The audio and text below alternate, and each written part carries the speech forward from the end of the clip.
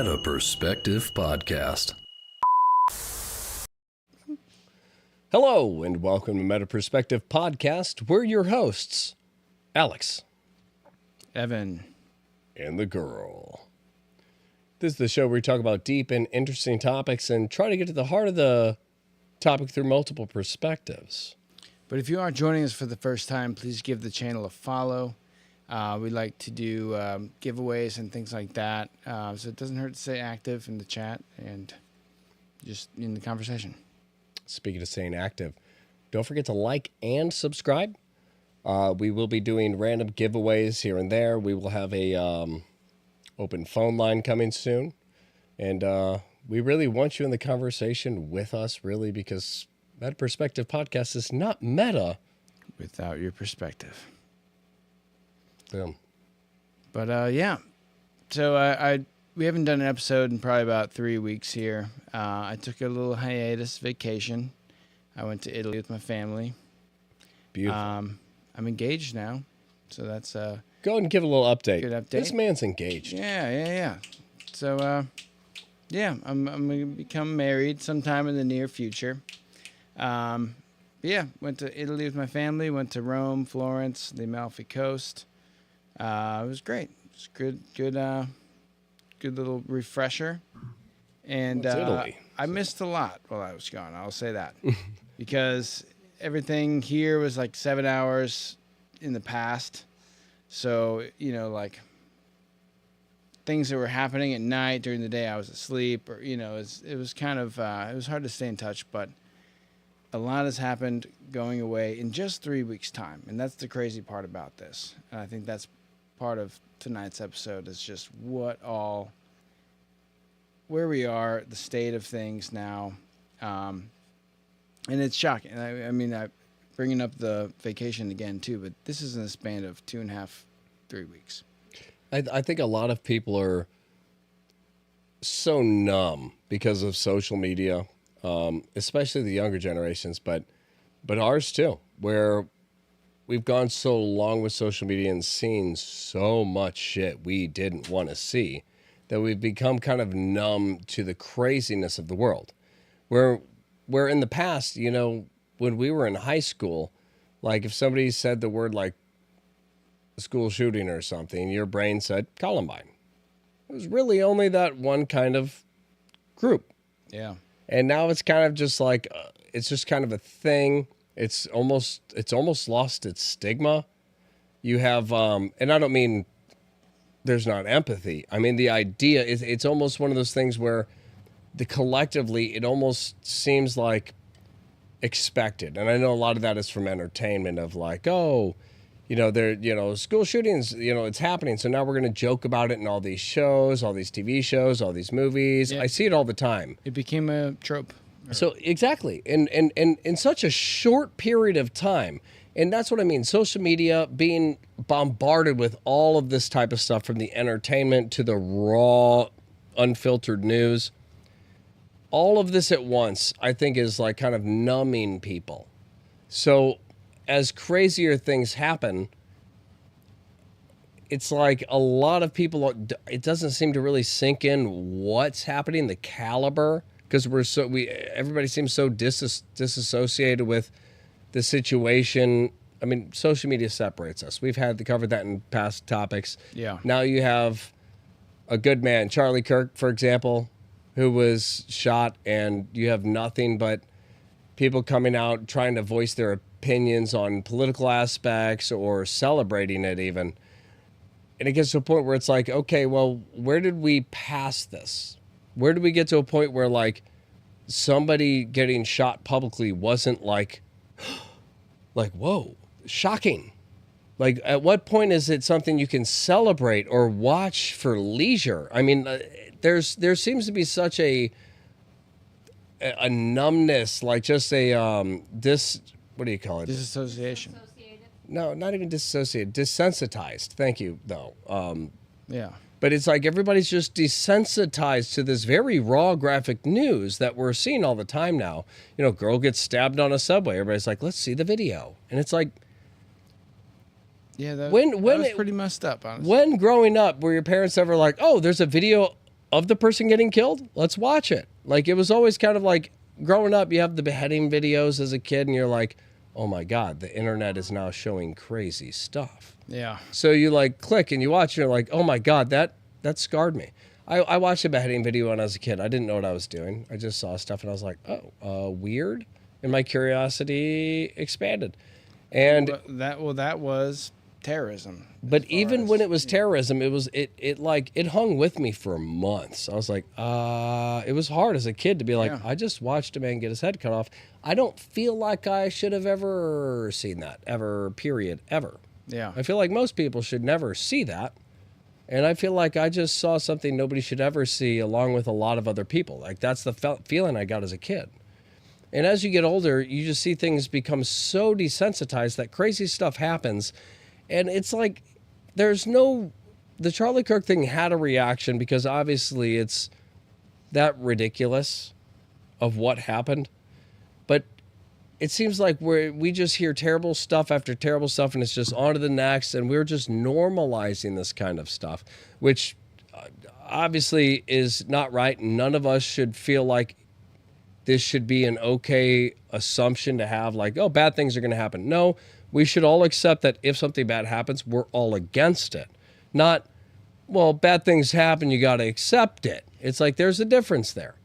So what, if you don't mind, I want to hear your perspective on just being gone for a few weeks and then just hearing what happened in a few weeks, because I know a lot of people in the country who have been here. We've been witness to it. We've seen what's going on, and a lot of stuff just falls through the grates where it's like, yeah, we're focused on this. I heard something happened here, but I'm really like focused on this. Being gone in a absolutely beautiful place. Yeah. Being taken by all this different architecture and just the culture itself, and the food, just everything everything Italy has to offer, man. What was it like coming back, and do you have certain things that stuck out as to, I've been gone, my mind's been clear and happy, and I came back to, oh my gosh, like what stood out as like not okay, something that Yeah. you get the idea. So, like something that didn't feel normalized to you because you were out having fun in a beautiful place with your mind not wrapped around a phone Yeah. in a week. First, One I week. will say, La Nina, you need to be a little bit less jumpy with the cameras. Just a little bit. At least 5-second max on a camera before a switch. We'll say that. But to your question, though, yeah, I mean, it was interesting because, we were in some authentic Italian towns, and, they close everything down at like 1 o'clock, and they just go home and take a nap or something until like 3 or 4. Like literally people sleeping in the streets, like in the shade against buildings. It's like, it's surreal.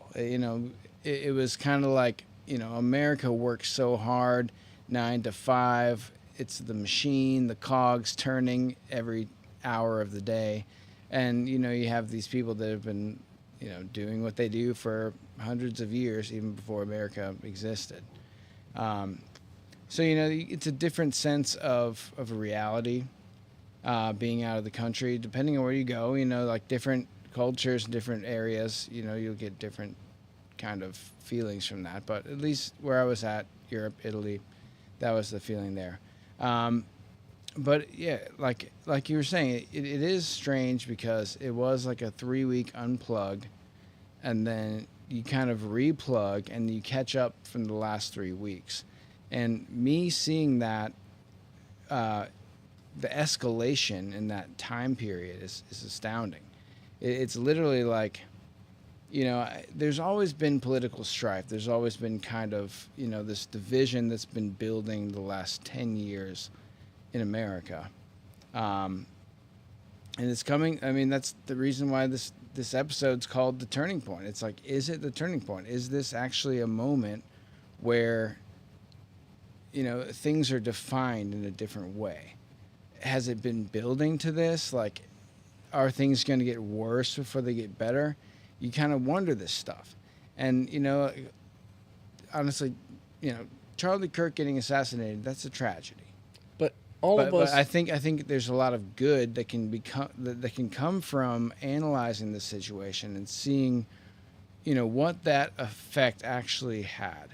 Because are we going to be a people who moves forward with an idea that we want to unify, or is this a point where we are absolutely dropping everything, putting on the gloves, and it's time to brawl?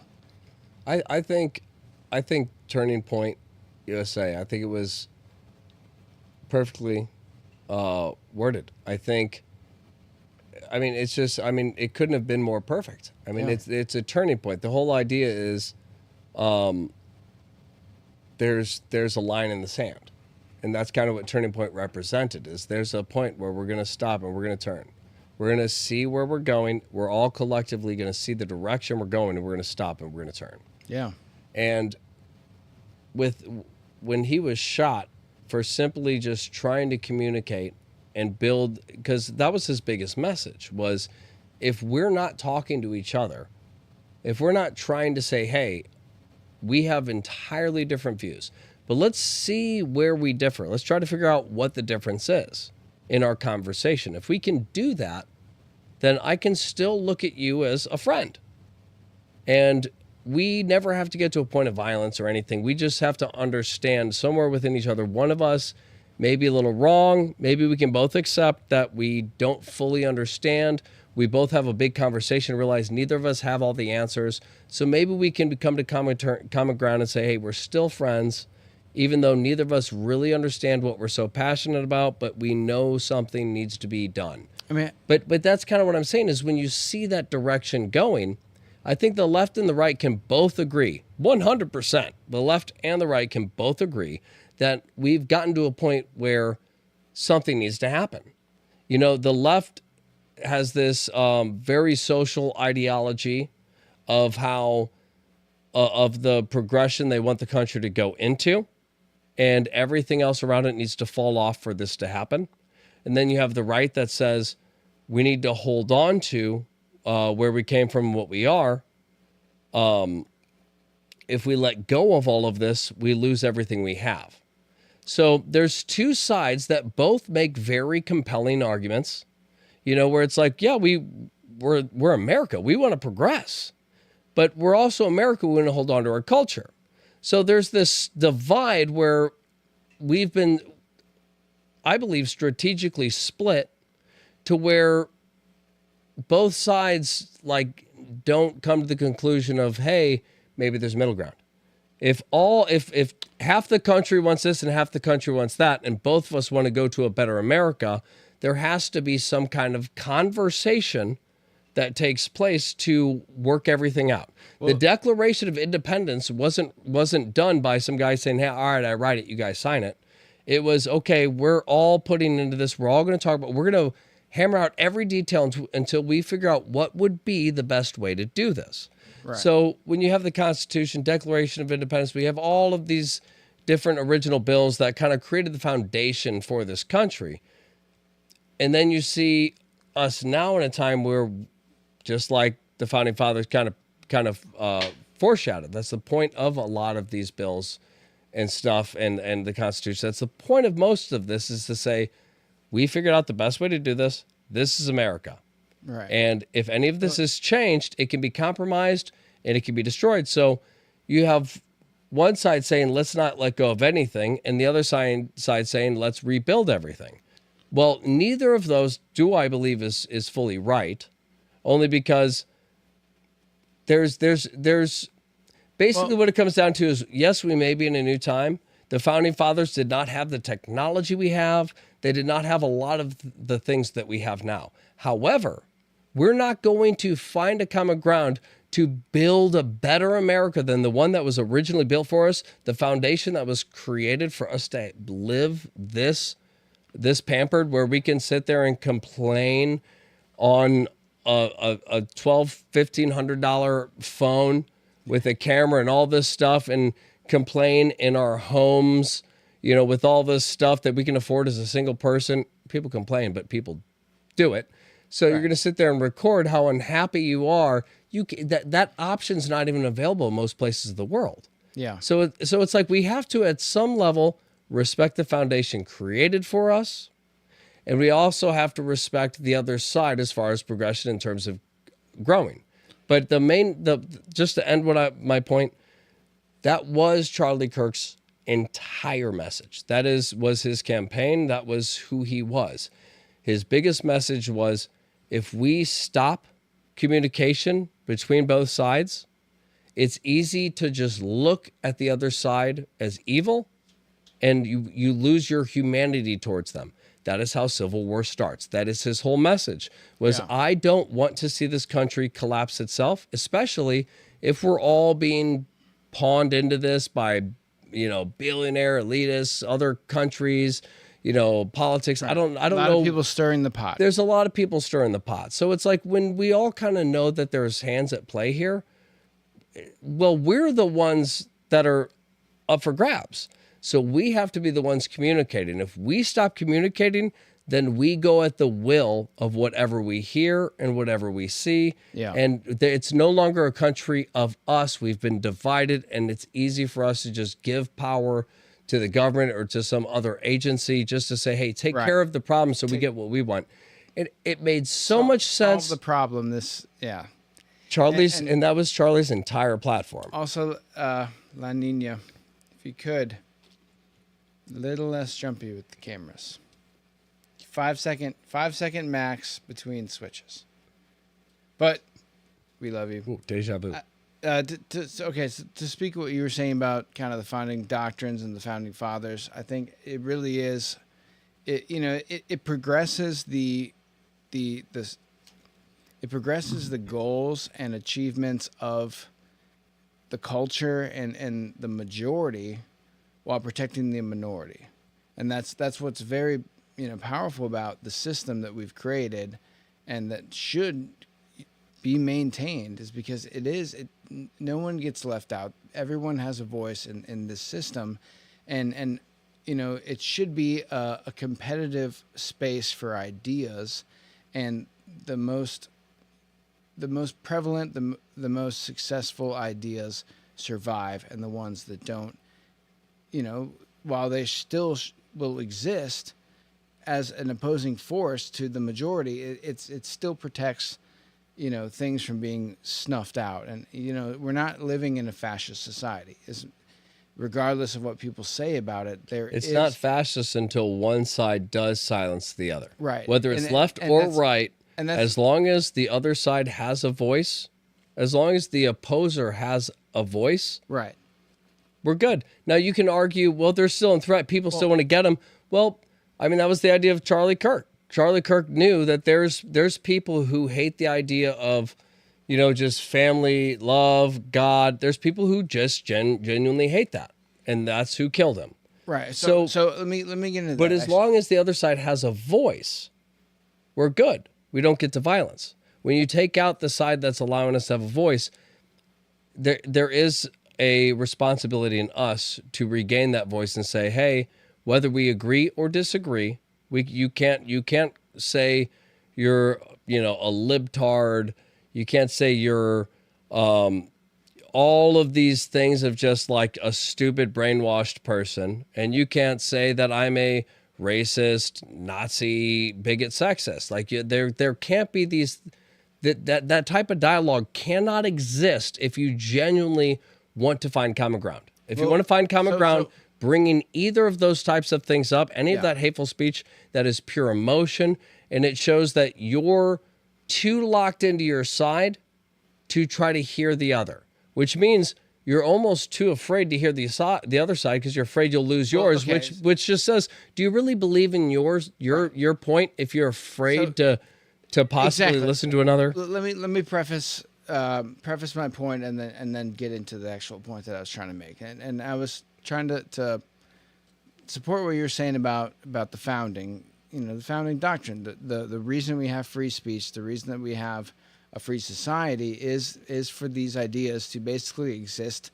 in a competitive vacuum where, the stronger of the ideas will will prevail, and that's not based on the majority of people agreeing with it. It's based on the validity of the concepts, the fundamentals of how we should live our life and how we should run our society, how we should run our government, what everything that we've established to this point over the last 250 plus years is doing for us. Is it working for us? Is it not?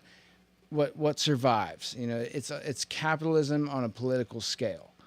And that was another big thing of Charlie Kirk and Turning Point USA. It was that America is the best country in the world because of our founding doctrines, and capitalism is the most proven way to run a economic system as well as a society. And I think it comes down to a capitalist system of ideas, because that's what I was saying about the majority. It's like when the majority, not just the majority of ideas, but it's when the most successful concepts and ideas applied in our real world do the most benefit for the most people. Those are the type of things that should win out in this society we've built. But it doesn't mean that the minority is going to be snuffed out. That's always going to exist to balance. And that's kind of like, in a conceptual way, that's what makes our system so good. And Charlie Kirk understood this, and I think most Americans at their root understand that. And I think what we've built now, or not built, but what we've come to now, with this foundation that I believe we should protect. But what's going on now is that you're basically having, it's a psychological anger. It's people feeling like ideas are not, they're not being accepted, or for whatever reason that it's not, like they're not allowed to exist. It's your whole foundational belief is challenged, or at least someone is threatening it, as an opposing view in this competitive space, which is how the system should work. But if you feel like you're being attacked or undermined or something like that, then, it's going to cause anger. It's going to cause people to, we've reached a point now where basically we've gone beyond the discord, and we're moving towards all-out violence. This is basically civil war, like the preemptive civil war here, where it's no longer about discussion and finding common ground and figuring out what works best. Now it's become basically, it's galvanized. It's you versus me. It's enemy versus friend.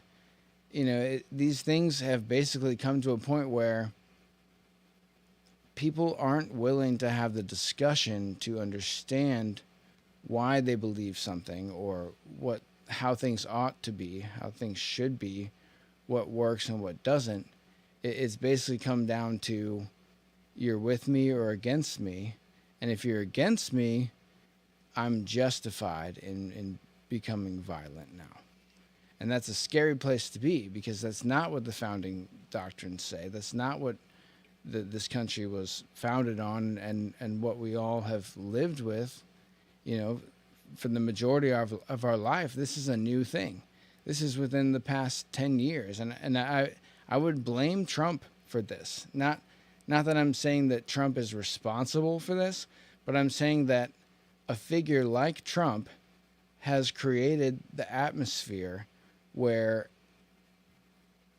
forces outside of America, as well as forces inside of America, are able to drive a wedge further and further between people and create this chaos that we're seeing now. And I think that, you're seeing that now with the assassination of Charlie Kirk, people that supported him, people on the right who agree with him, and that, feel like he was a martyr, and that he died in a horrible way, which he did. But, and then you have people that are celebrating his death.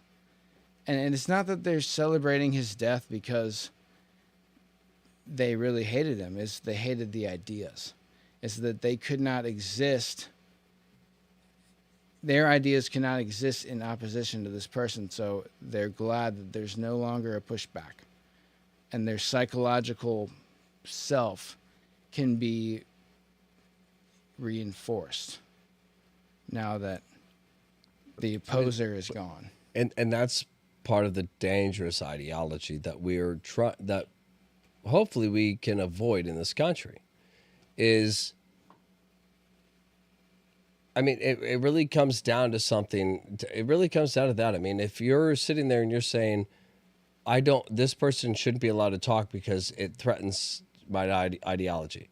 You know, for example, if it's the trans thing, if you're trans, you can be trans.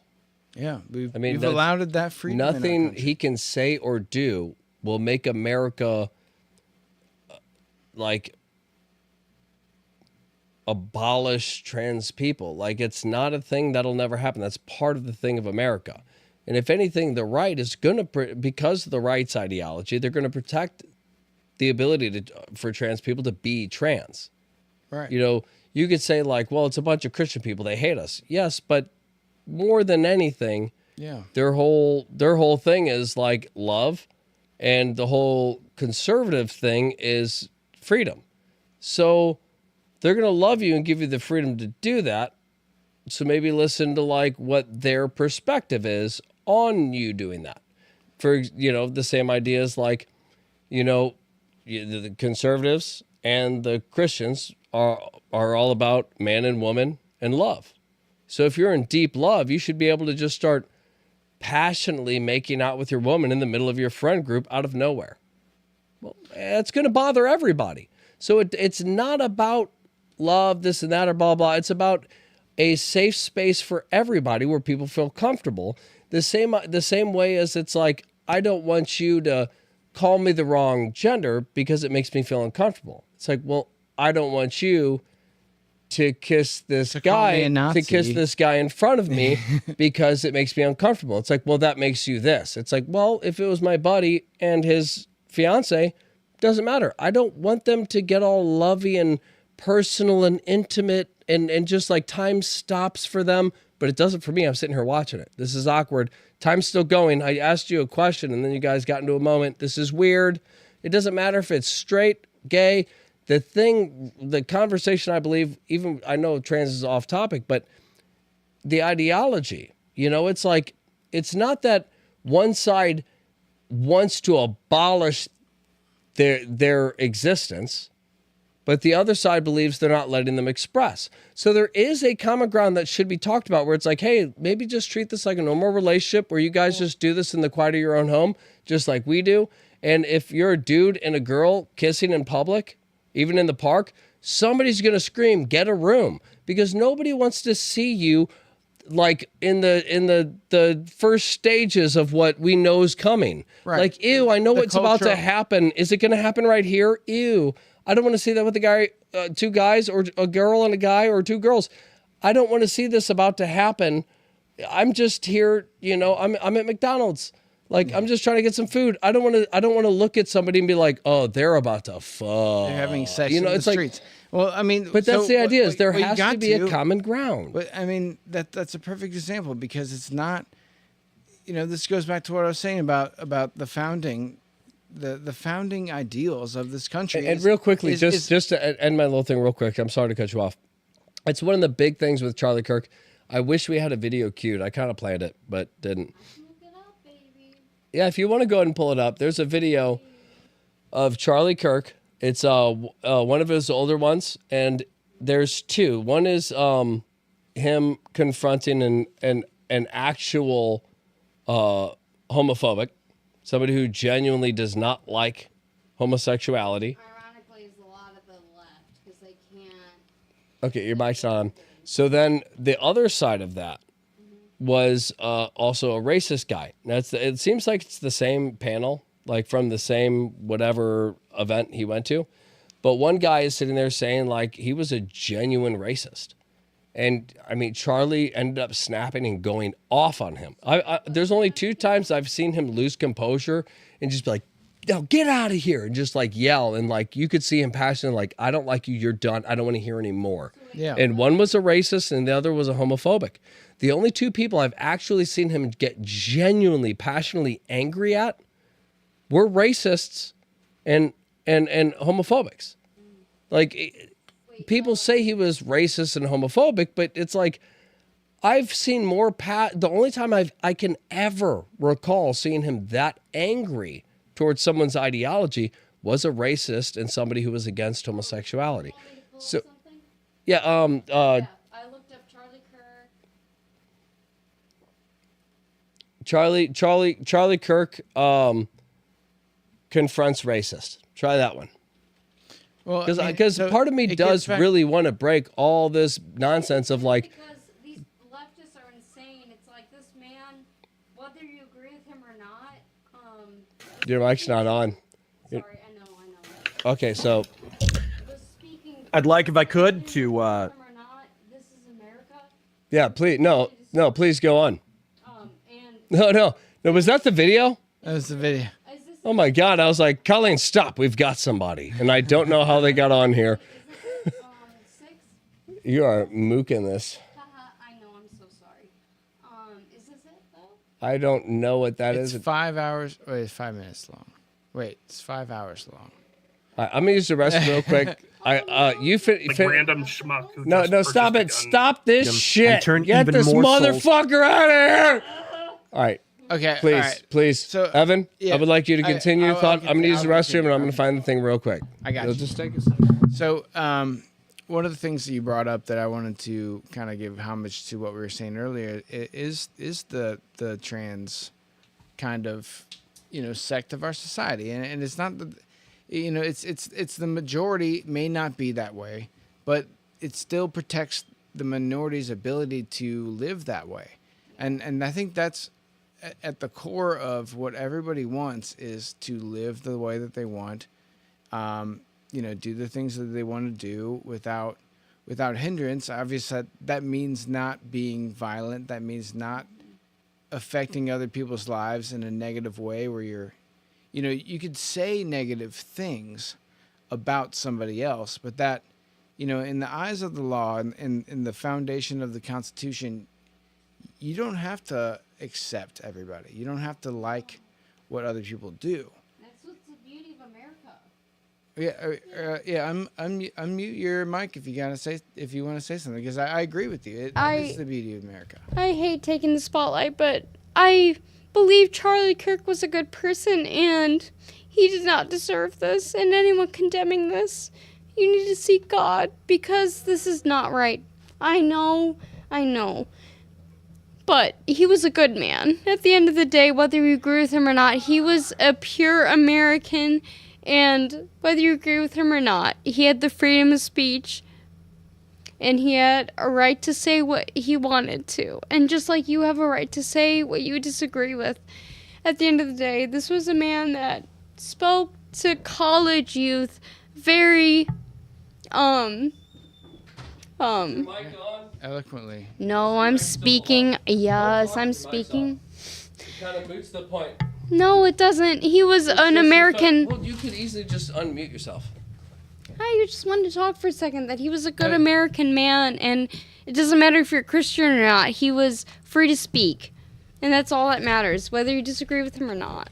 Right. Yes. Can and you find that video? That is the.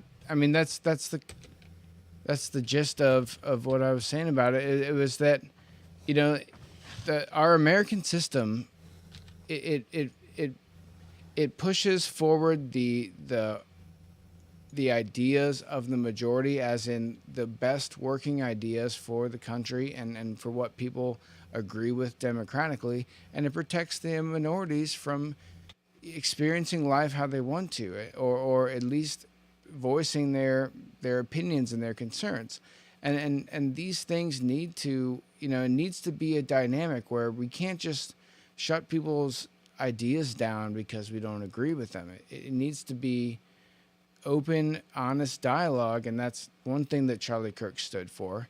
And it's sad to see that there was so much censorship for so long and now censorship is being weaponized in a way that it's very confusing to me. Because, not too long ago, the past couple of years, there were people, to bring COVID in as an example. There were so many people being censored for what they were saying about, this may not be right. Maybe the data's not out. Maybe this is not the way that we need to do things. Lock down businesses, close the economy, and cause a lot of suffering for people. And now it's the same thing. It's like, people are getting mad about, people being fired for, saying negative. Like, you can have a negative view of Charlie Kirk. I mean, the standard should hold both ways, in my opinion. But like, I don't think that you should be necessarily fired unless you're saying something. Again, it's all the company. Incendiary. It is incendiary. If it's leading to violence, then that's a different story. But it's representation. He was never about. He was allowing. Like, America allows people to exist in whatever form that they want to exist. I thought you meant business and companies. Well, no, but that's part of it. But like, everyone, like, on YouTube, you can can assume that you need to eradicate someone else's opinion in order for yours to exist. That's a farce, and you're not going to get far with that. It's never going to work. It's only going to cause division, and that's what's been going on for so long. It's the right and the left. They think that they can eradicate the other side's perspective, and that's just not going to happen. What it comes we down have to learn how to live together. What it comes down to is this is America. We need to communicate. So if one side sees things this way and one side sees it this way, that's what YouTube and social media and the internet is really for, is a place of discussion. Yes. Where you can say, hey, I'm not in that state and I have nothing to do with your guys' beliefs, but like, I might have a different take on this. I'm going to add this in. And it might change that state's view because they're like, we don't have those views where we're from, but that actually sounds more progressive. We might actually change because we never heard that. But what it's we like have now, America was all slaves until people started going, hey, maybe this isn't right. And as that conversation spread, then it got to a point where people were like, hey, actually, a lot of us agree we're going to stop doing this, to the point where people were like, well, half of us want to and half of us don't. Yeah. Well, this idea has grown so much that we're actually willing to fight over this. I got something to say with that, because what we have now is that people aren't willing to do that. They say, no, you're wrong, so it's justified for people to rally against you. This is what I was getting to. This is what I was getting to. So now, with Charlie Kirk, there was tons of protests at these campuses he was going to. So if they knew he was going there, they'd have tons of people. And I don't know if some of these people are paid protesters or if they're just that passionate. There's probably a mix. Who knows? All I know is I support their right to be there and protest against him. Simply because that's what America is. Right. I love Charlie Kirk. If you have an alternative view that's more powerful, then it would prevail. I love Charlie Kirk. You would think that it would prevail. I love Charlie Kirk, and I think his messages, when you listen to them, not the 30-second YouTube clips that everybody's brainwashed into watching because social media has destroyed their attention span, but if you can stop and just actually try to take in what he's saying, try to be interested in the beliefs you have and say, well, let me see the opposing beliefs because I'm interested in these. So I want to know what people are saying against it. You know, it's kind of like if you love Ford Mustangs and there's a whole group of people that's like, Mustangs are played out, they're trash. Well, tell me why they're trash, because I love this car and I just bought one. So explain to me what's wrong with this thing, because I love it. Yeah. And so that I can destroy your views after you finish, and I can say this car's. But my point is that's how it happens. If Charlie Kirk was there and he was like, we rented this out and we made sure that protesters can't be here.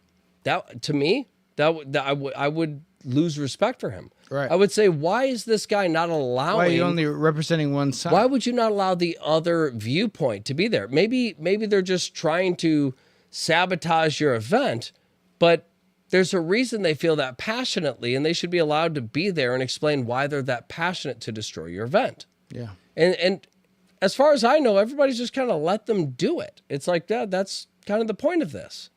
So my issue is when you go on social media, all the people, like you said, who have been taken down for speech, because it's opposing viewpoints. You know, like you said with COVID, you know, you could come out and say, you know, what was it? Steven Crowder who said, I think correct me if I'm wrong, but Fauci came out and said, hey, you don't need a mask.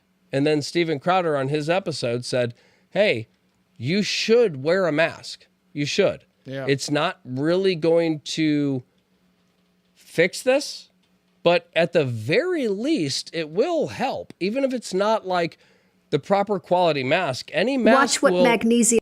Well, Jesus Christ, that scared me. But it's like any level of let me regroup. That scared me. It genuinely scared me. Any level of magnesium.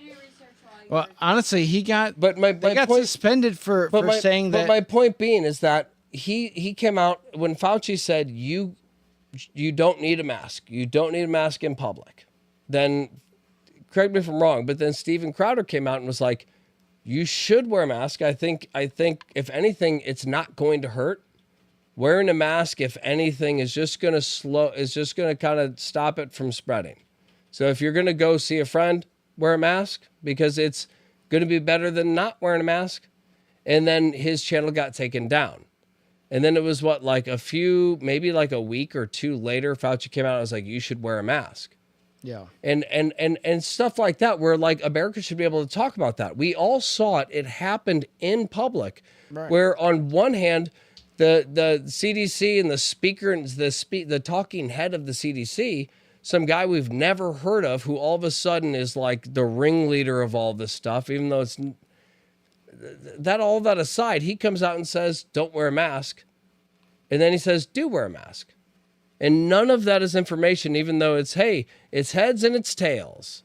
That's fine because he's a professional. But if somebody else, when the professional says, don't wear a mask, and you say, well, you should, you get your entire channel, your livelihood, how you make your money, you get that shut down.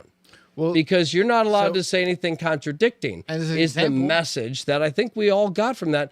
It's not right or wrong. It's follow the message or get away. Mean, that same channel said that more children, talking about vaccinating children, more children died from the flu than from COVID based on the CDC statistics, and it was cited.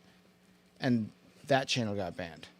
And it's like, at what point do you kind of scratch your head and realize that who's ever in control of banning, it's all just to silence speech that goes against whatever goal is being pushed. And I hate to sound conspiratorial when I say that, but like there is it's hard not to when it's right in your face. I mean, there is an impetus to push certain ideologies on society.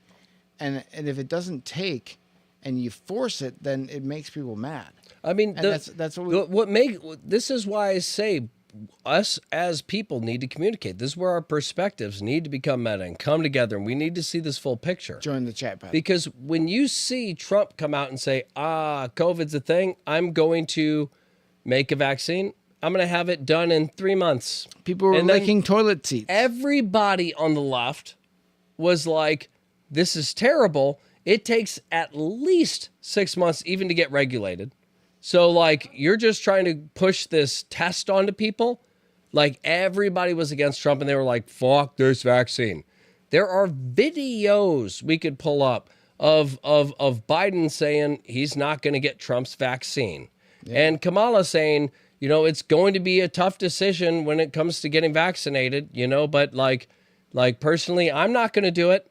It's like all this stuff, anti-vax. It's all anti-vax from the left during Trump's presidency. And then as soon as Biden came in, he's getting the shot on television, like, watch me get my shot. And it's like, he said, I'm not going to... propaganda. Yeah, and it's like, and this is like not that much longer after. So it's like, okay, you realize the vaccine that's out is the same thing that Trump was pushing for. It's the same vaccine. It wasn't like they canceled Trump's vaccine group and then adopted their other and came out with one in 2 months. Yeah. No, it's okay. At this point, it's been maybe a little over 3 months or however long it's been. It's been around the time Trump said. Yeah. And now you guys are in, and the vaccine's getting pushed really hard. And it's just confusing when you see it acting in real time, and you're like, I have video of Biden, our last president, like Trump said, I'm going to come out with the vaccine. Then the next president who was elected said, I'm not going to take it. I'm not going to do this. And his VP, his vice president, saying, I'm not going to do it. It's a tough decision for families, but just to let you know, I'm not doing it. Well, I mean, And then right after that, you have that same guy on television getting the jab live on camera. Yeah. There are questions where you say, how do we go from being so against Trump and these vaccines to being so against any American citizen who doesn't want the vaccine? Well, there has to be conversation on these things. Otherwise, we split, and it just becomes so nonsensical that it's like, okay, so you're for vaccines, but against them if it's Trump. So Right. at what point what's the foundation for health? we could have a whole conversation. I know this whole episode on COVID. We've got about 5 different episodes just in this one alone. But I will say, this is kind of painting the picture, right? Because it's like there was censorship on ideas when one party was in power, and then now, people on the left are worried about censorship from saying things about Charlie Kirk, which you could agree or disagree, but censorship is never a good idea in both ways. And it's like a taste of your own medicine kind of thing. One side is saying that we've been censored for so long, and the other side saying that, oh, we're being censored and it's wrong. It's like you gotta I mean, I'm calling out the left here with this, because you can't just ignore the level of censorship that's happened in the last 4 If years. anything, And go towards let me- the right, because if censorship starts to happen to the left or right, be a part of the group that is fundamentally against it, because at least then you can call it out and call out your own people and say, hey, you guys represent freedom of speech. Why do you accept this? And that will shake the group, because that's the foundation. It's the same as if you're on the left, and let's say you believe in gender identity, and then one day you flip the script. Or one day they flip the script. If you believe in it, you're going to say, whoa, why are you guys saying there's 2 genders? That is not the party that I've been standing with. It's the same idea. If you're afraid of censorship, be a part of the party that supports it, because if it changes, that entire party will go against it, along with the party that was censored. Well, what I'm saying is that everyone can at least feel it now. Yeah, 100%. From the censorship that was going on the last 4 years, and people being subjugated for their beliefs and their ideas. I hate to say beliefs. It's just ideas. It's concepts. It's challenging thoughts. What's going on, and in the free society that we fundamentally have, that is a right. That is a right that Charlie Kirk stood for, regardless if you agreed with him or not. And now it's kind of becoming like, okay, well, people on the left are feeling it when they say kind of fucked up shit. I mean, you can't call for violence. That is a crime. Yes. Like, you can say something as hate speech. You can't yell fire in a movie theater. Right. There's laws against this stuff. You can't. I mean, you could celebrate the death of somebody. That is free speech. But you can't say that someone should die. You can't actively you can face the consequences of saying such thing for any party. It doesn't matter. These leftists are facing consequences for celebrating a death of an American man. That's disgusting, whether you agree or disagree. That is disgusting.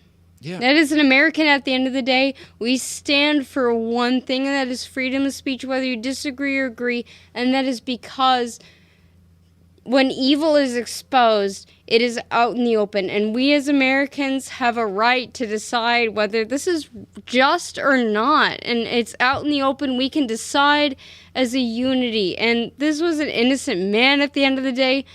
I don't care what you believe in. This was an innocent man. He stood by his faith, and he stood by it till the very end. And I don't care what you say. He was an innocent man. He was an American. Okay, And I do want to get to this video though.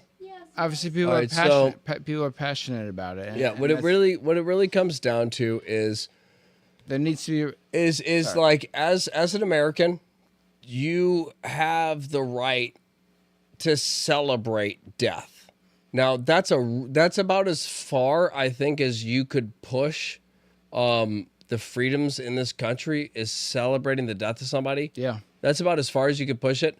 But one thing I do hate is the normalization of like, well, it's, this is the right, they don't like freedom of speech. And it's like, Joe Rogan's next, or Stephen Crowder's next. But it's like, no, this is just simply your job. Like Trump has nothing to do with you getting fired. Trump has nothing to do with anybody getting fired, the schools, nothing.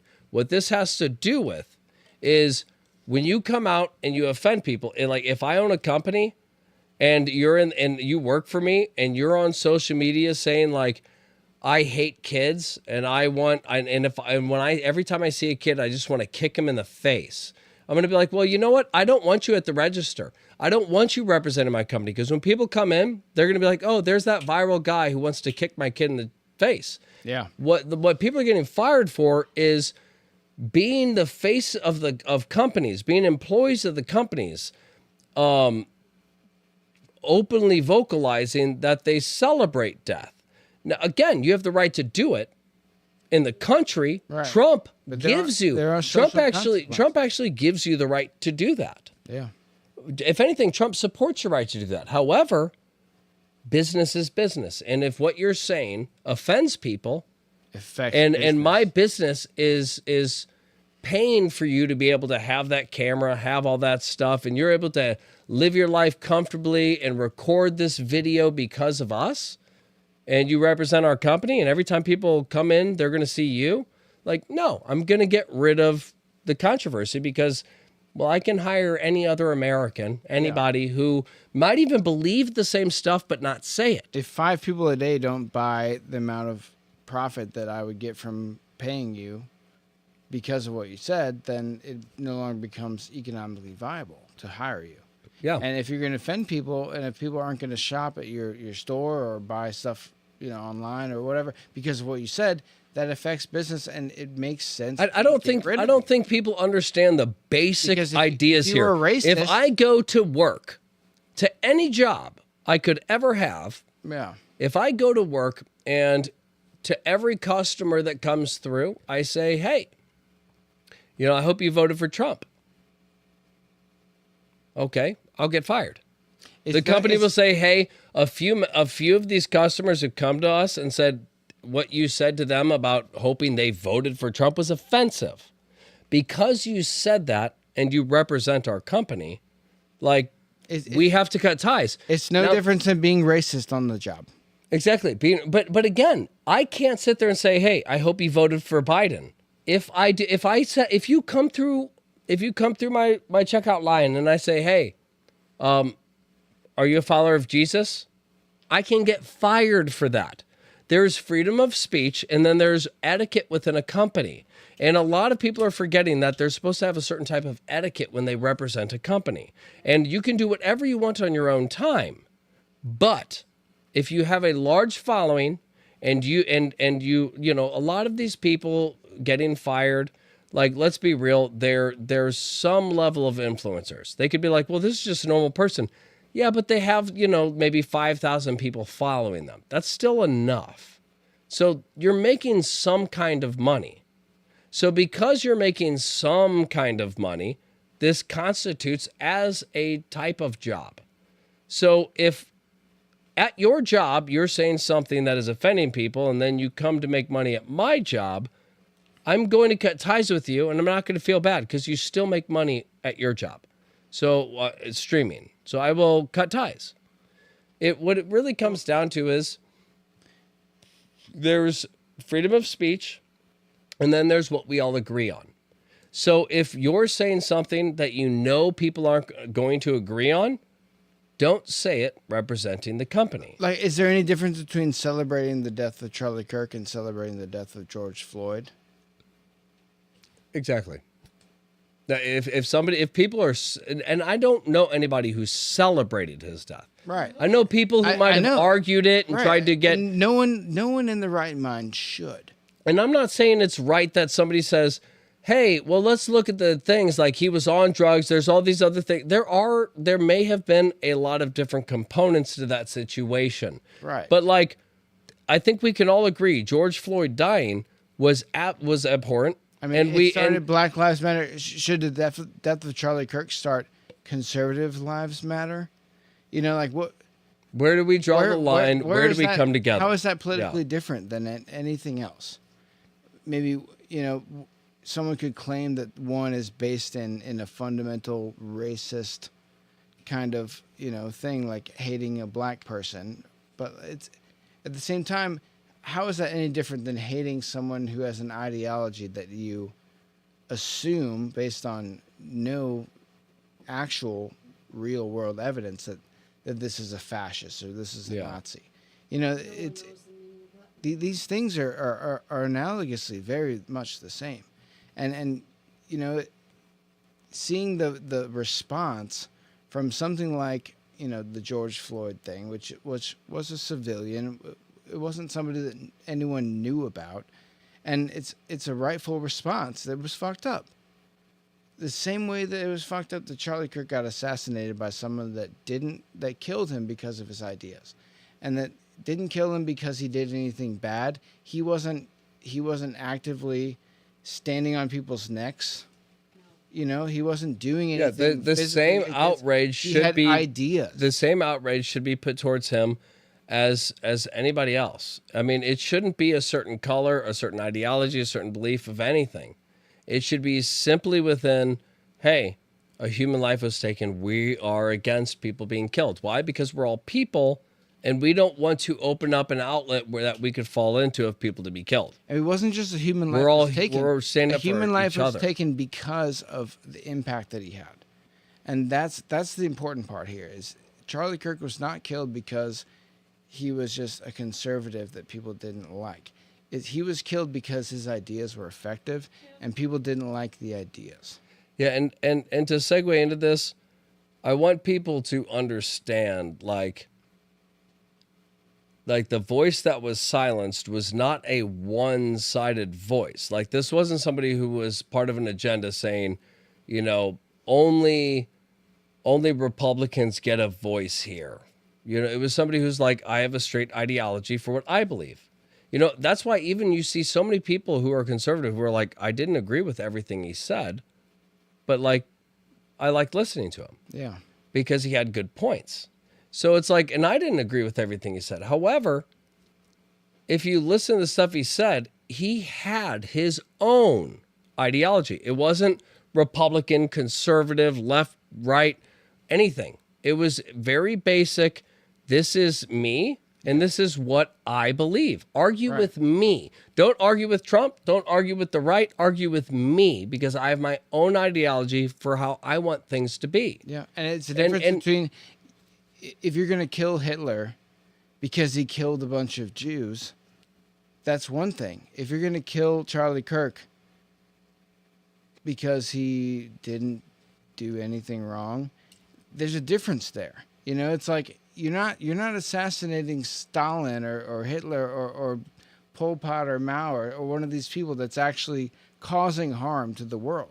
But that's, Charlie Kirk was actually bringing people. But that's the up. problem with the lack of the lack of viewership from these extremist other sides. Is they're just told what he's saying, and they're like, oh, he's going to be a Hitler, and we've all been grown up with this whole theory of like time travel of like, what would you do? Well, you kill baby Hitler before you could be Hitler.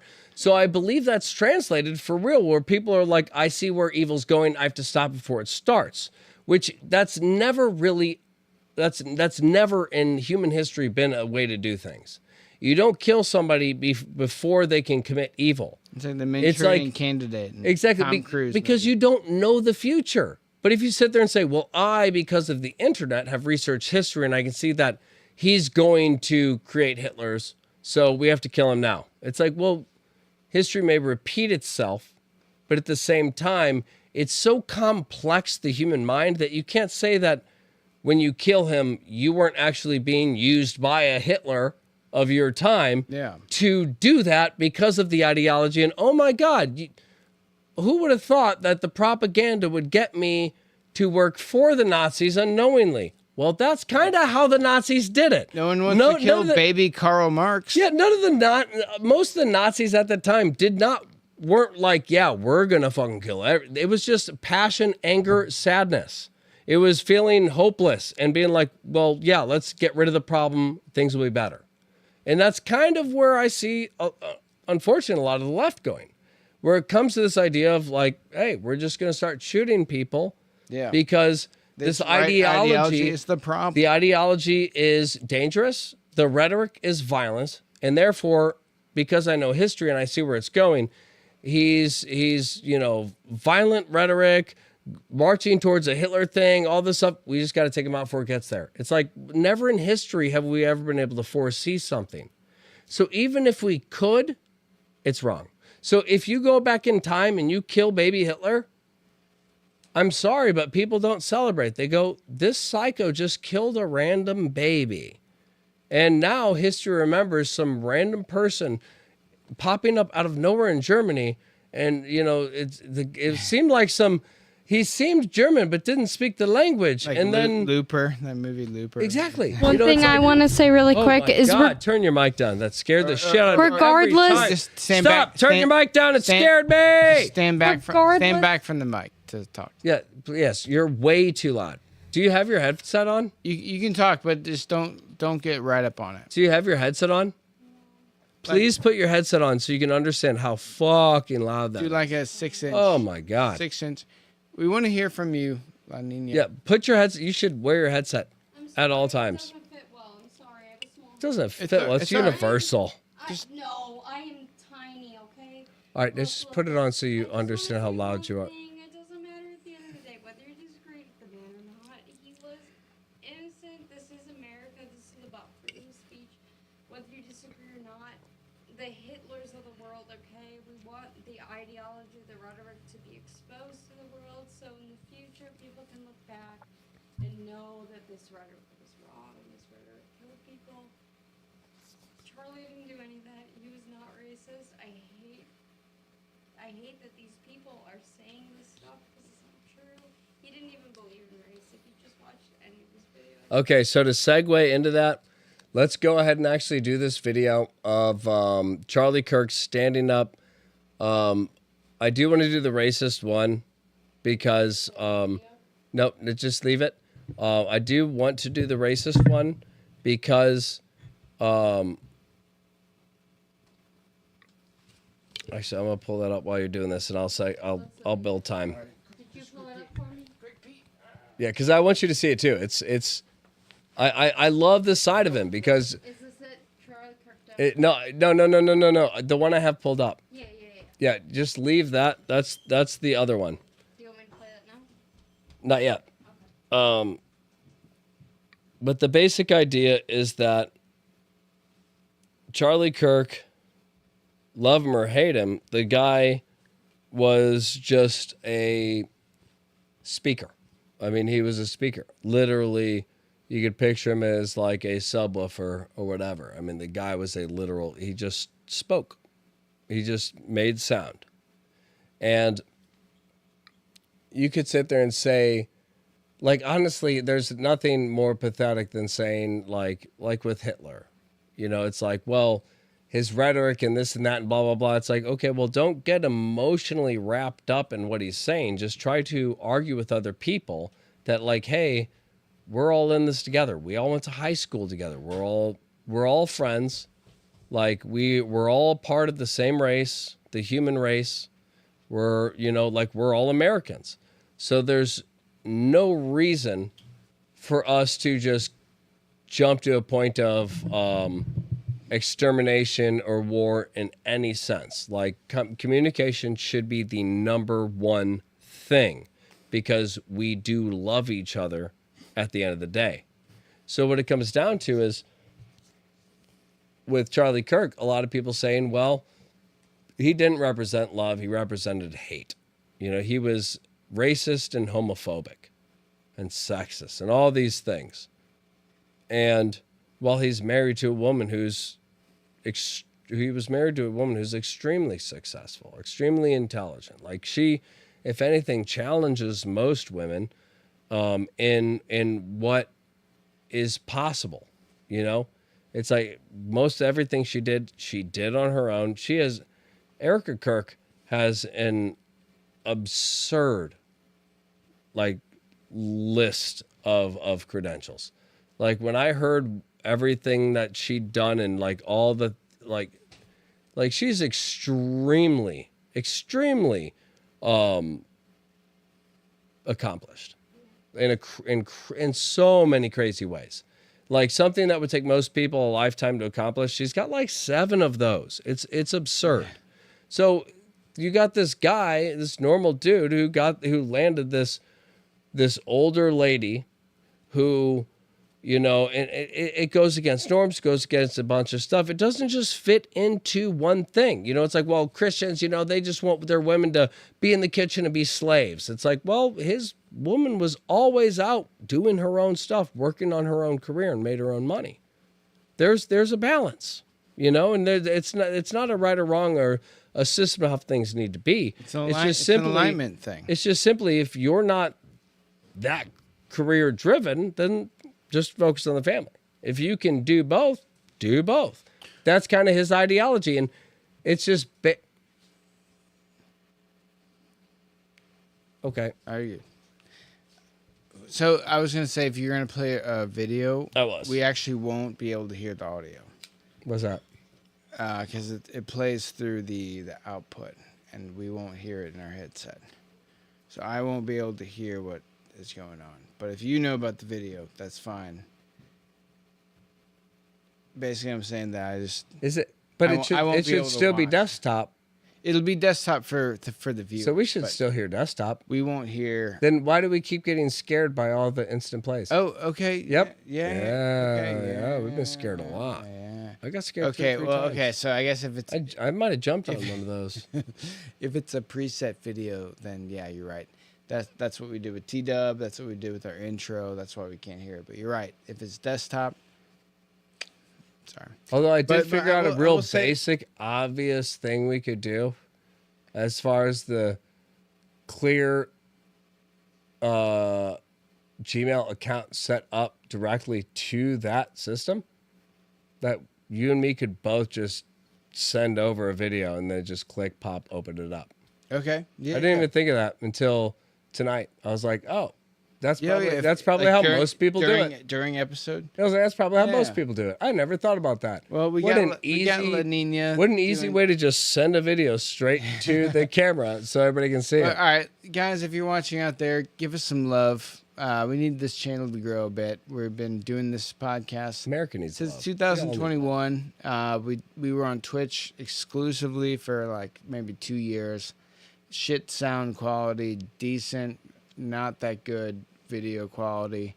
And this guy right here, Alex, has transformed this studio over time. But we have both transformed ourselves. We have. The quality of conversation, the quality of content, everything. I mean, that's the one thing I love about this show is it's not exclusive to us. It is any of you that jumps into it and becomes a part of it and wants to argue with us. You're not just opening our minds and giving us other views to associate with, but you're including more views with yourself. Meta perspective is not just us. It is all of us. Yeah. It is a perspective of one. It is all of us coming together and sharing ideas and trying to come up with what we all collectively agree is probably the most sound answer. Like, what makes the most sense? Yeah. We can't do that without you guys. Strip things down to the fundamentals. We need you guys for this.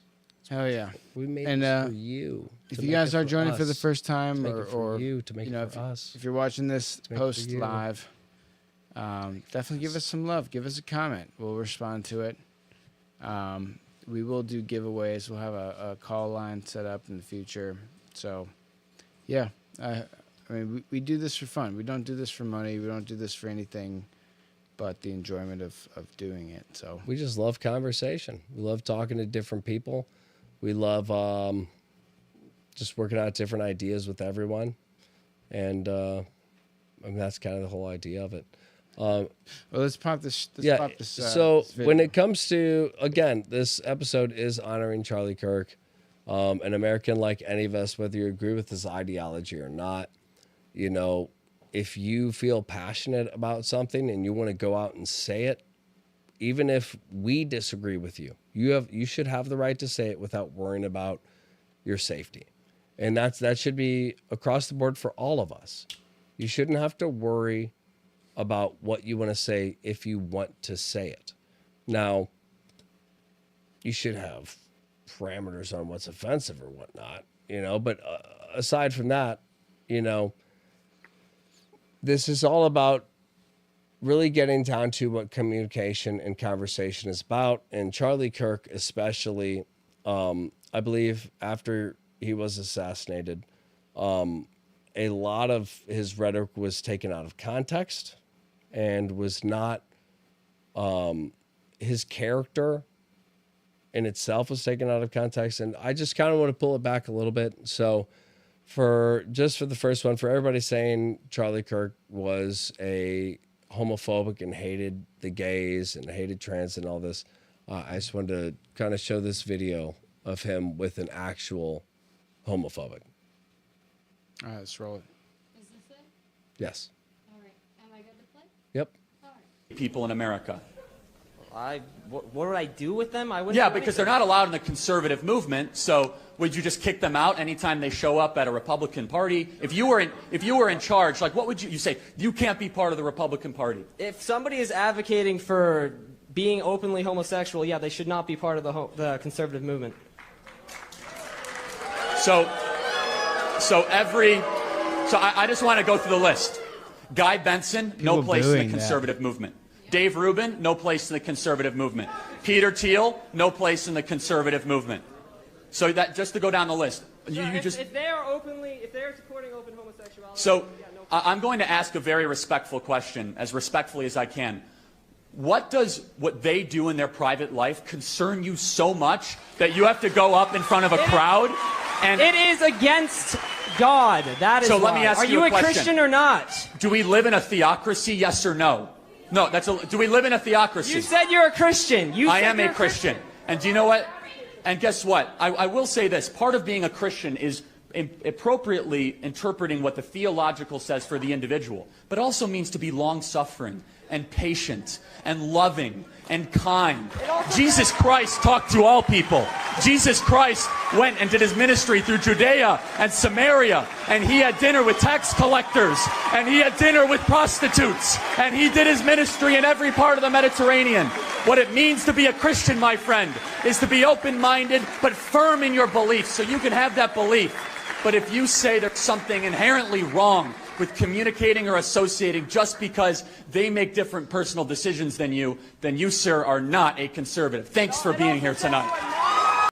Wow, that's I just powerful. wanna say something real quick. I'm so sorry. Go for it. It doesn't matter where you are in your sin. He was advocating for everyone to go to heaven.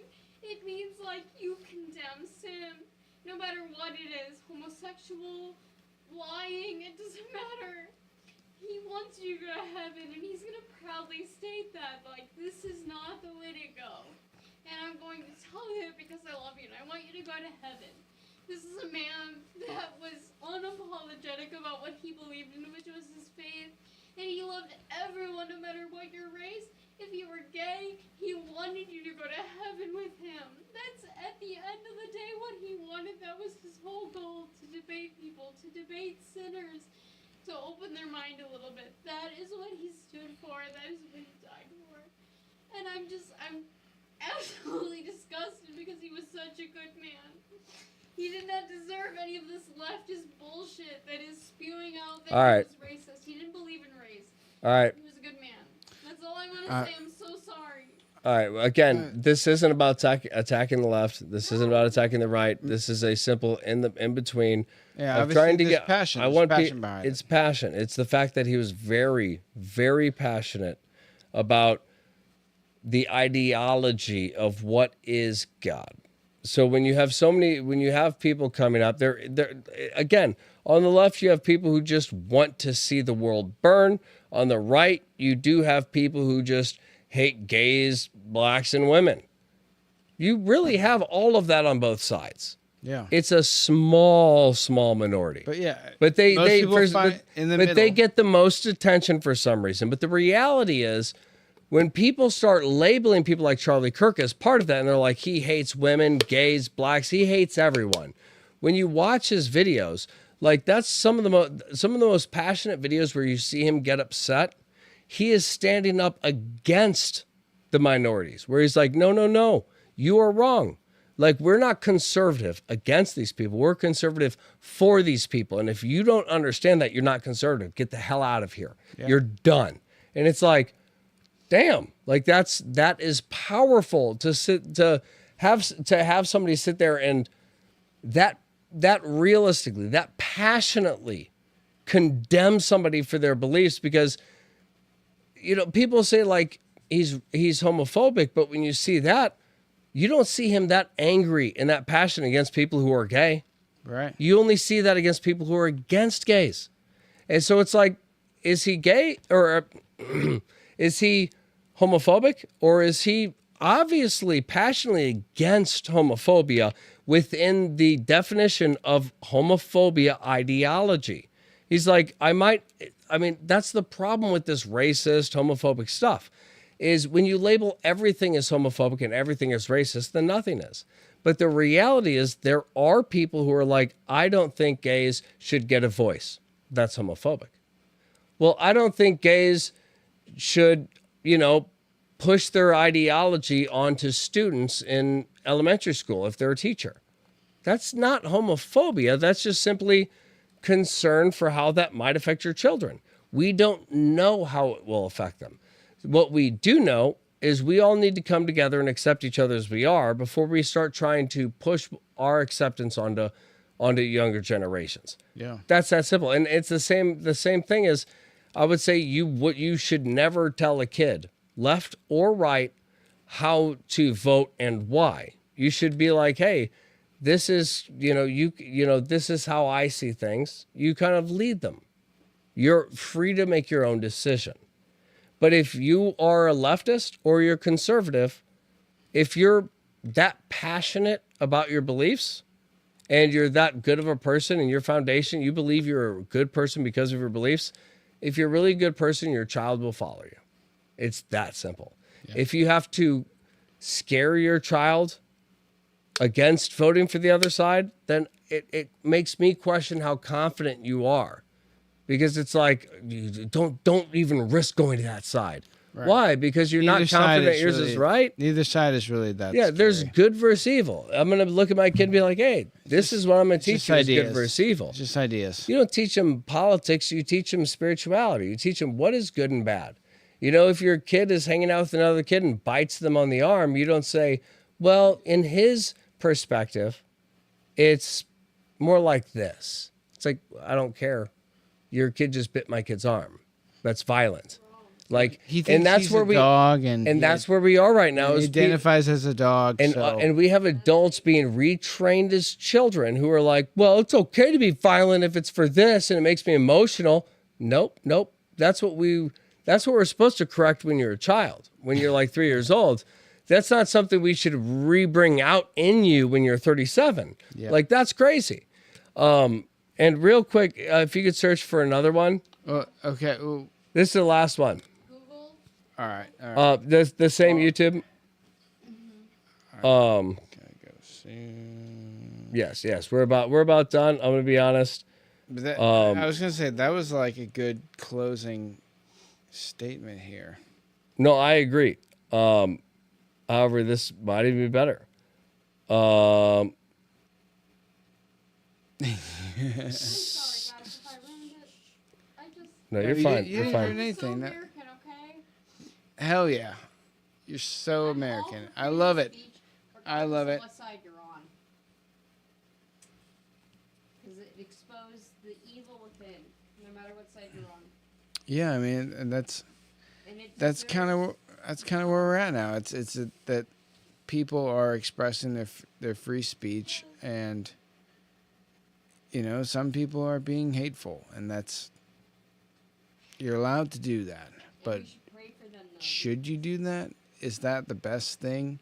Is that the best thing for your cause? The thing that you're trying to push is to be hateful against your opponents, or would you rather offer an alternative, a better alternative than what you hate?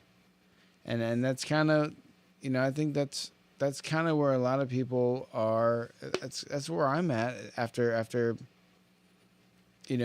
years of censoring, kind of not even conservative views, but views that are alternative to the mainstream.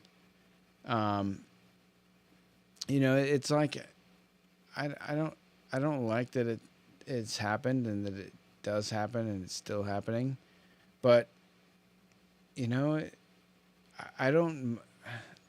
I still want people to be able to speak their mind, and I think in a vacuum of ideas, kind of like we talked about at the beginning of this, it's like in a vacuum of ideas, the best ideas will prevail, and if you're not able to articulate yourself, if you're not able to stand up and defend why you believe something or why you think it's better than a belief that you reject, then you really don't have a fundamental ground in the belief that you espouse.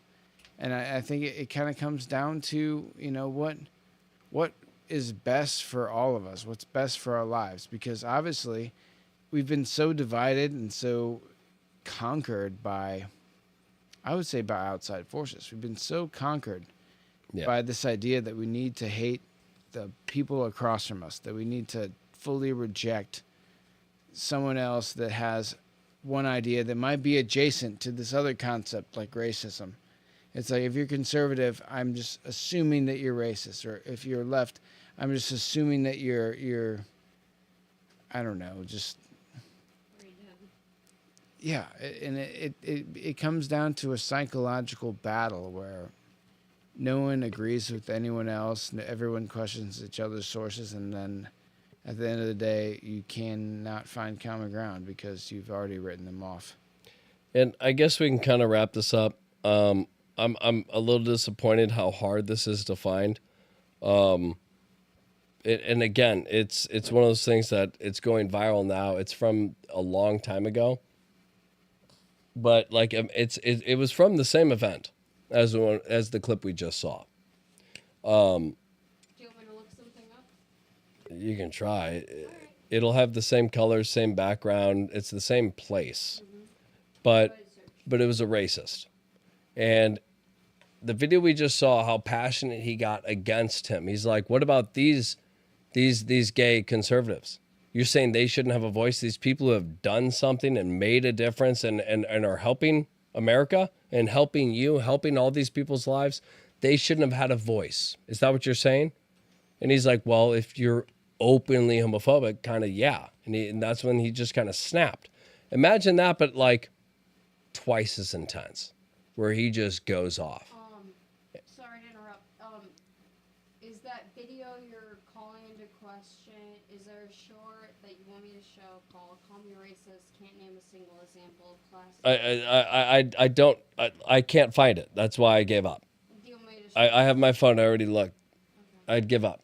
So I'm pretty good at searching for stuff using the algorithm against itself, and I could not find it. So if you don't see anything that looks like that same video, I'm sure it's been scrubbed or downvoted, or the algorithms are because not it's a very promoting clear, it's a direct statement of, I am not just against racism, but this guy's openly saying I'm racist, and he is openly, passionately condemning it. He's not saying I disagree with you. He is passionately condemning him, saying, no, you're not. He even said, like, at the end of the video, I remember watching it, at the end, he's like, basically like you don't represent us. Like, none of what you're saying is right. This is offensive. And he's like, you're done. Next. And like, I love the arm thing where it was just so passionate and real, where he was like, get this motherfucker out of here. And it was just like one of those things where like, yeah, fuck that dude, man. He's just sitting there saying like, race actually matters to like when it comes to these positions of power and this and that, and it's like it's so offensive that when you see Charlie Kirk just obviously go, hey, my ideology isn't just something I say, I believe it. Watch me genuinely get mad and then get you kicked out of here because I don't want to hear this anymore. Next on the mic, I'm done with you. Right, and it's those like are the people that destroy his message, is because people think that conservatives, it's just the past to be a racist or homophobe or any kind of phobe, or it's not. It's not about that. It's about what the government does. It's about policy decisions. It's like you have liberal policies and policy decisions and conservative policy decisions. Different people that are in power will do different things, and it comes down to how the government runs, not all this social bullshit. Yes. The government doesn't do social things. Society does. The culture decides those things. And the government we've been isn't letting hired, them have that power. The government isn't hired just to decide if you can have gay marriage or not. They do so many other things like budgets and allocating funds and like, you know, how are we going to, you know, do this program and how is it going to be efficient? There's affiliates in other countries, how we work with the rest of the world. Foreign policy. It's much bigger than just like what the stuff that we all focus on is meant for us to focus on. The stuff that we can't figure out, like how do we do taxes for all of us? Right. That's for the money people. That's for the government. It's not this culture war bullshit. Yeah. And it's like everyone is basing their political affiliation on this culture war. And that's just not what the government does. It's not how people should vote, because those things are such a small part of the government. And actually, most of it has nothing to do with the government. So, you know, at the end of the day, I think people need to just take a step back, chill the fuck out, and like realize that this is a turning point. It's a reason why Charlie Kirk's thing is Turning Point USA. Are we at the turning point now? Are we going to turn away from the path that we're going, leading towards destruction, or are we going to double down? Is this going to get worse before it gets better? And I think that's what everyone needs to ask themselves, you know, on the left or on the right. I mean, what do we want from this? You know, After how many this more martyrs do we need before real violence? Like, I'm not just talking, like, that was violence. What we saw with Charlie Kirk, that was violence. That is political violence, and it's wrong. But, like, how worse does it need to get before it gets really bad? And, you know, we're just, I think we should, I think every sensible person in this country, on this planet, should be against that. And leave a comment if you don't feel that way. I think there's one thing we should all believe in, and that is love towards each other. If you care about the social constructs of people feeling happy and safe, that should go across the board. If you say, well, I notice a group that doesn't feel that way and it's your guys' fault, we're all going to turn on you, that's not the answer. The answer is saying, let's educate and help these people understand that, you know, they need help. And, you know, people will say, okay, you know, for example, you're trans. I support you. I hope you truly find your happiness, just like every human is looking for. We're all trying to find this happiness in us. If that's your way of trying to find it, I hope you find it. Now, my belief is I don't think that that's a route. But if you want to find it through that route, I'll support you in whatever you want to do. Now, if you want to tell other people they should follow you, again, it's like that's where it becomes problematic. The same as if I say, hey, the best way as a guy to really be happy is don't get married and just start sleeping around and just focus on a job. Like, you see people turn on Andrew Tate, you see people turn on this ideology and say, no, you cannot undermine other people so that you step over them. That is wrong. It doesn't matter what makes you feel good if it hurts other people. And that should be displayed across the board, where, yes, we should all love each other, but we should also understand what affects each other. And that's where we find common ground. Not saying, hey, this ideology doesn't work with this ideology, but we just got to splash it together. No, there's a way for us to work together. And there's a way for us to keep to be personal. There's limits. There's like levels to this. And I feel like everybody kind of sees everything black and white. And it's like, well, there's this and that. Why can't that exist? With their conflicting ideas. For us to let these exist, we all have to evolve. And the only way we all evolve is through love. You can't kill somebody and be like, all right, now that's silence, will you listen to me? Well, now I'm going to listen to you less. Because you clearly don't want to talk. You know what I mean? You don't want to listen. You just want to talk, I should say. So it gets to this point where it's like, if we want to have common ground, communication is the only way. And unfortunately, Charlie Kirk was one of our only people, at least during his time, who really pioneered and held to the open discussion in public that most people are afraid of. Even our own elected officials won't do what he did because they're afraid. Why? Because this isn't a country where people feel safe to talk, and that's what we need to talk about. Yeah. Well said, man. Well, anyway, guys, thank you for joining us tonight.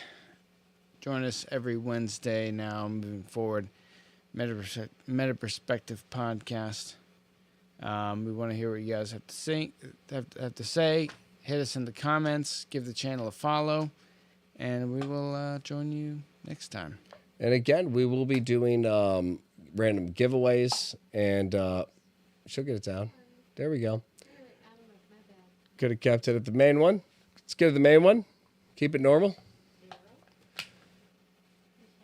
We will be doing random giveaways and things to just kind of support the people who have been following and give even new followers a chance to kind of lock in. This isn't a bribe. It's just an incentive.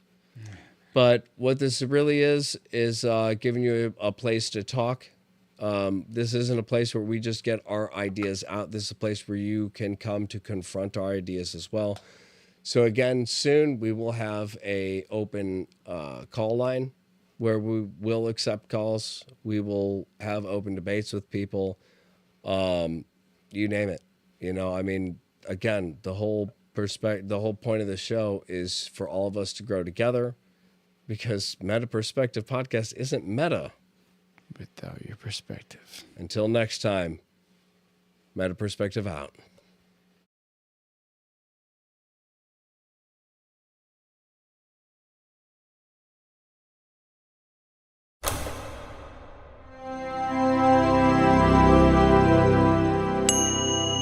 Meta Perspective.